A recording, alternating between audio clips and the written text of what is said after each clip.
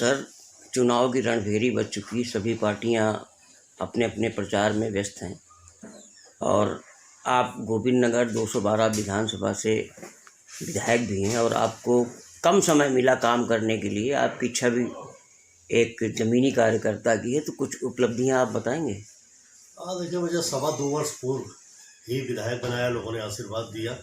मैं पार्टी का कार्यकर्ता था और कर्मठ कार्यकर्ता के नाते से जमीन से जुड़ करके तब भी लोगों की सेवा करता था जब मैं 8 वर्ष भारतीय जनता पार्टी कानपुर महानगर में अध्यक्ष रहा।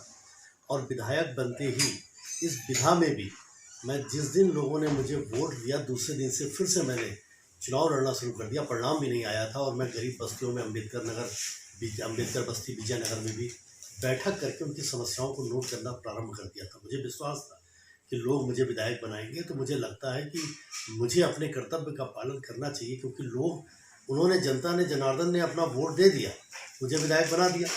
अब मेरा नैतिक कर्तव्य है कि उनके इस आशीर्वाद को फलीभूत करूं, उनके इस ऋण को अपने ऊपर चढ़ा रहने दूं और सेवा के रूप में भारी ब्याज मैं लोगों को अर्जित करके उनका विश्वास जीत सकूं, उनको ये विश्वास दिला सकूं कि एक विधायक के नाते यदि आपने एक कार्यकर्ता को चुना है तो वो आपकी उम्मीदों पर पूरा खरा उतरेगा।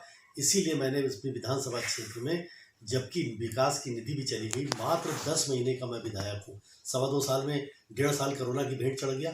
10 माह मात्र मुझे विधायकी करने के लिए मिला और उसमें मैं धन्यवाद दूंगा उत्तर प्रदेश के मुख्यमंत्री योगी आदित्यनाथ जी महाराज को कि जिन्होंने 222 करोड़ रुपए के डेवलपमेंट की तमाम योजनाएं, सड़क, नाली, पार्क, बाउंड्री वाल, नहर की सड़क, मसवानपुर की सड़क, पनकी की सड़कें, गहरी सीवर लाइन, पुलों का अंबार, नए पुल का पनकी पावर प्रोजेक्ट से निर्माण, ये सारा काम, मसवानपुर का तालाब, ये सारे काम बहुत अल्प समय में 10 माह में मैंने करके ये प्रमाण दे दिया कि विधायकी के नाते से मैं किस प्रकार की सेवा करने में सक्षम भी हूँ और मेरा विजन भी है।